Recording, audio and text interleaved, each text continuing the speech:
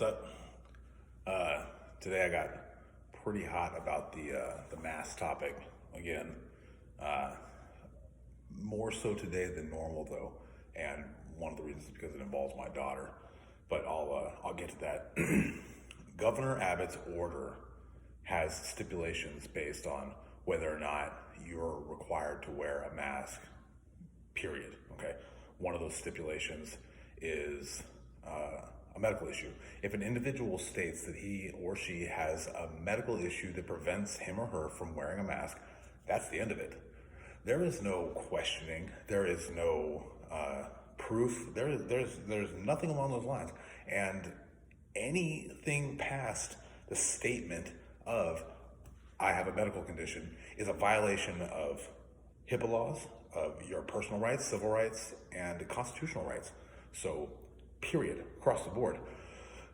Now, a business or individual is not allowed to ask you what your medical condition is. I am going to state mine because I get constant people policing judgment of people looking at me because I look reasonably healthy. I look like I'm in decent shape. So I get a lot of, you have a medical condition? Well, fuck you for one, all right? You don't get to make any kind of judgment because you work at a fucking gas station. So shut the fuck up, all right? I personally do have medical conditions. Now, I don't think that I couldn't possibly wear a mask. I know that I can physically strap one across my face if I want to. Will it drive me fucking nuts? Absolutely. But could I do it in fear and necessity if that was the only way I was able to use a business or purchase a product of some form, whatever? I refuse to. I will not, because I, like many other patriots in this country, are very aware that this is a compliance and control order more so than a necessary order in any way. But I will divulge to you what my personal medical issues are because it helps with the legitimacy of this video. Sorry, my phone keeps slipping because I am not a professional videographer. I am medically diagnosed with Tourette's, okay? Not many people know that about me because it's not something I typically go out and say because it's not that big of a deal. And it used to be a huge insecurity of mine when I was younger, but over the years I figured it out. My tics are primarily in my hands and the majority facial. Now, over the years, I have figured out how to disguise it. I hide it pretty well and not a lot of people see it, but it's there and it's very bothersome to me, but I've got it under control. Secondly, I'm medically diagnosed with depression. I've also worked very hard to figure out ways to beat it. Most of that is in the gym, in martial arts training, and in keeping my mind active all the time with not a lot of idle time, almost ever. And third, I'm medically diagnosed with severe PTSD, okay?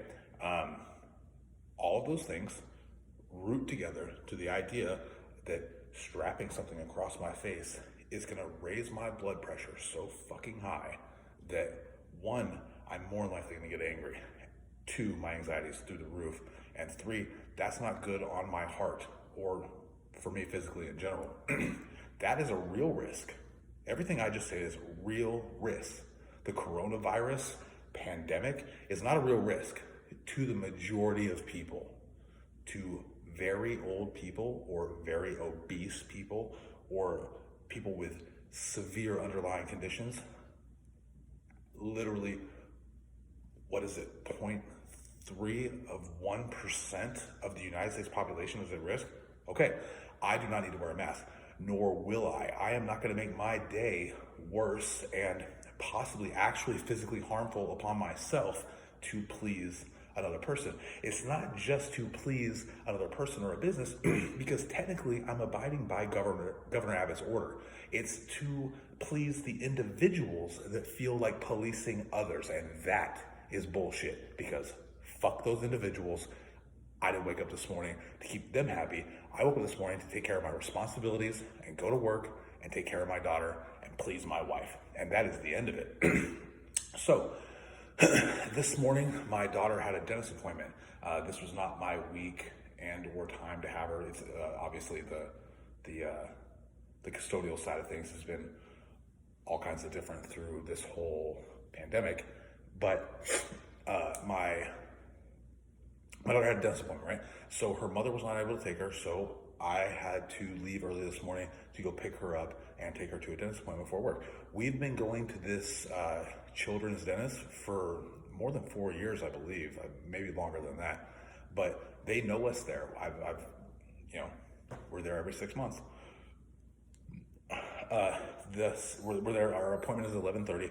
We're there at 11:30 on the dot. I walk in, and the front desk girl, you don't call her a cashier, but a receptionist, she, who has been there for years, was like, "Hey, Mr. Byerly, how are you? Hey, you need to put on a mask, okay?" And I said, "I'm sorry, ma'am, I have a medical condition." And she goes, "Oh, okay, well, I'm gonna need you to sign in." And while she is handing me the iPad for the sign in, another woman who I've never seen before interrupts her.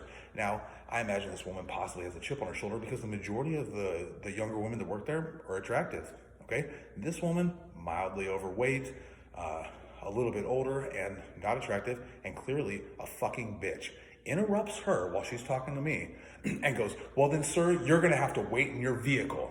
And I'm like, are you being serious right now? And she goes, "I'm being absolutely serious." At this point, I no longer credit this woman as a human being. She means nothing to me, okay? So I ignore her and continue signing in because at this point, I'm already up to here because I want to yell. And my first go-to words are going to be something along the lines of, "Listen to me, you fucking bitch." And that's not going to go over that well in a business, nor is it a good example to set in front of my daughter. So I don't, all right? I keep my mouth shut for a minute. Well, she storms off. I continue. I finish the whole sign-in process that we're used to dealing with there and the insurance information, all that, right? I get that done, and I do not go wait in my vehicle. I approach the receptionist. I go, "Would you like to explain to me why it is that lady that works here wants to forego the governor's actual, not restrictions, guidelines to this order that she seems to enforce?" She goes, "Oh, well, it's a company." I was like, I understand that. But that woman is actively pissing me off. And she goes, "Mr. Byerly, I'm sorry." I'm like, no. If she would like to come back, I am happy to have an argument with her right now about the fact that she has no right whatsoever to tell me to go wait in my vehicle while I think that you guys are nice people. I don't know you well enough to trust you with my minor daughter for 30 minutes to an hour without me present in especially a medical setting. I don't know. She doesn't have the decision-making ability. What are you guys you're gonna come out here to my vehicle and ask me questions about what's going on with her? I was like, absolutely not. If she would like to come back and have this argument with me, we can discuss how she is violating my civil rights, my constitutional rights, and is this close to a lawsuit on HIPAA laws. And I'm happy to have that conversation. However, what is her title here? She goes, "Well, she's a dental hygienist, but she's also like the office manager." I'm like, "Correct. Now, where's your boss?" I imagine an overseeing physician is somewhere here. She goes, "Yeah." I was like, "I would like to have this argument with her, with him present or her present, whatever that is." And she goes, "Well, that might not be necessary, but you can take it up with her if you'd like, I guess." I'm like, "Oh, I would absolutely love to because this is bullshit. So I'm gonna go sit with my daughter in the waiting room and we'll go from there." I sit there. At no point do I see this woman again.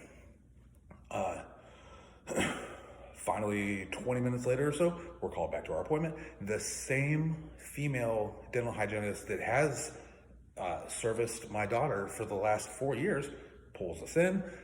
She's kind to my daughter, but won't make eye contact with me, which is unlikely to our previous visits. And this is out of fear. Obviously fear, because I made a scene in the front, which I'm happy to make a scene. But since I made a scene in the front, she is, I don't know, doesn't want any kind of confrontation, which I have no desire to give her any kind of confrontation. But she talks to my daughter. I interject here and there, but the woman will not make eye contact with me. And that bothers me when you have tools and are putting them in my daughter's mouth, you know?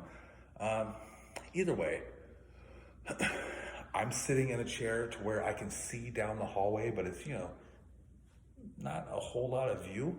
I see the original woman that started this issue with me walk by, and she looks in and looks at me, and I just give her a wave. I'm happy to have this argument in this office right fucking now. I don't say that, of course, I just give her a wave. Well, I see her go and grab the overseeing physician who, keep in mind, we've been putting money in his pocket for more than 4 years.